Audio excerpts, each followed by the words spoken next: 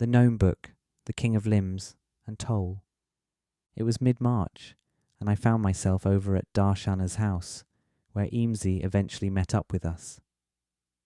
The reader may or may not remember Darshana and Eamesy, the guys who can take a bit of credit for sparking my green power career. They were still around town after their high school graduation, but we didn't hang out as much as we used to. I can't remember how I justified being over at Darshana's to my mum, since she didn't really like me hanging out with older folks. But at some point in the evening, the topic of DSL came up, and Darshana chimed in that he had some chips in his basement freezer. "They've been in there for a year," he said with a grin. "I don't really know if they are still active, but supposedly the freezer preserves them." He offered me a chip, and I accepted. I felt like I would figure it out one way or another later on in the night, and maybe even spend the night at Rivers, even though there had been no communication with him about doing so. In response to my choice to connect to the DSL, Darshana and Eamesy each took a chip too in an exciting sort of fuck it moment, and we headed upstairs. After we chatted with Darshana's parents for a while, Eamesy grabbed a book from the shelf. "Check this out," he said casually. It was a book all about gnomes, as if gnomes were a thoroughly studied anthropological reality. There were sections that informed the reader about the houses gnomes lived in, what they did for work, and even what kinds of activities they did for leisure. At first, I lightly chuckled and thought that it was a simple gag book, nothing to get paranoid about. But then Eamesy turned the page and there was a gnome with her breasts out. I laughed hysterically and started to wonder what in the fuck was going on. I thought this inclusion of gnome nudity in the book was too outlandish to not suspect as a trick of the DSL. There was no cause for alarm though, because Eamesy and Darshana's collective cool vibe trumped any sort of doubt or anxiety that tried its way with me. The three of us would surely stay in the positive waters.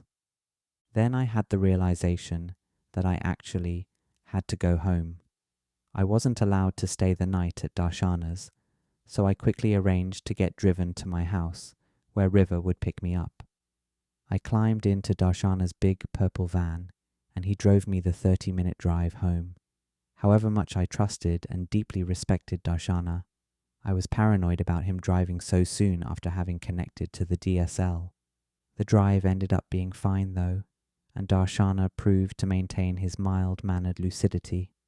When I got home, I ran up to my room in the darkness of the house to grab some things to bring to Rivers.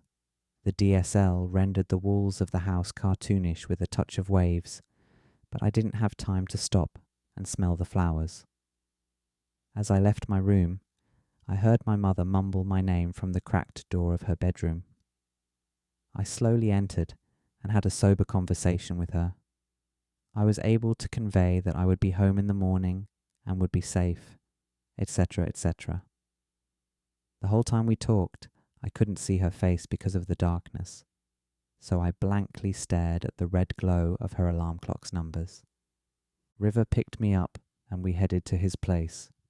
He opened up his sunroof and blasted the album Elephants at the Door by Dumbo Gets Mad, a killer Italian psych rock band. I looked up at the night sky as we cruised and experienced pure euphoria. We got to his house, and I don't remember much of what we talked about or did, though I'm sure we consumed green power and listened to music. Without any DSL in his system to sustain him, River faded into his slumber. Luckily, Radiohead's new album, The King of Limbs, had come out the last day of February, and I still hadn't listened to it closely. So lying in the guest bed, I listened to The King of Limbs twice in a row and loved every second of it. I understand why many Radiohead fans don't vibe with The King of Limbs, but for me, it was perhaps the most ethereal, natural, and psychedelic-sounding album that they had made. To top it all off, they had the newspaper version of the album that came with a Radiohead-themed DSL chip grid, something I missed out on purchasing, unfortunately. I'm not sure why Radiohead made that artwork for the album, but if I didn't know any better, I'd say Tom York might have taken DSL at least once or twice and had curbed his depression big time. In other words, this album was perfect to listen to while connected to DSL. Additionally, I spent a lot of time on Basefook that night and ended up chatting with Tole, a sad, socially awkward kid with emotional issues who was often the target of bullying. Tole had tried to make friends with people by showing them magic tricks, but whenever he prompted someone with a card trick, it felt forced and attention-seeking, corny even. That night, I randomly had an extensive conversation with him where I told him that I felt great and had a feeling it was largely due to the nature of my habitual green power consumption and my recent DSL connection. He was skeptical though, and questioned me about whether there was something I might have missed, a sort of catch-22. On a high horse like I was, I cheerfully dismissed that idea and assured him that if there was a catch-22, I probably would have caught it by then. It was an odd conversation that sounds antagonistic on the surface, but I remember it being a genuine connection with Tole, and I felt that I made him feel more heard than he had ever felt. The poor guy was up at 3 a.m, bored to tears, so I was happy to be a passing Basefook interlocutor who could spice things up. Ironically, Tole ended up incredibly obsessed with the green power a year or two later. He ended up routinely carrying books around about green power and tried to impress people with how much he was involved with the community of green power users. That summer, he even had some raging parties at his house while his parents were away, but I could tell his newfound popularity was complicated for him. People never wanted to hang with him until he started to throw his green power consuming and drinking parties. A solid crowd would show up at his house, sure, but they weren't there to hang out with him. I was guilty myself for having more interest in hanging out with Tole due to his new passion for the green power. I even took a walk in the woods with him one summer afternoon for a little green power consumption. The main problem I had with Tole's green power outlook was that he used green power as a dominant aspect of his identity. What I mean is that he wore a hat with a close-up image of green power printed on the front, wore a t-shirt promoting green power, and carried a green power photo book with him in the woods so he could show me pictures of green power during our walk. He tried so hard to prove his allegiance to the green power that I think he missed the point. I fancied green power consumption should be a spiritual, mental, and emotional utility, not something one flashes about as a commodity or status symbol.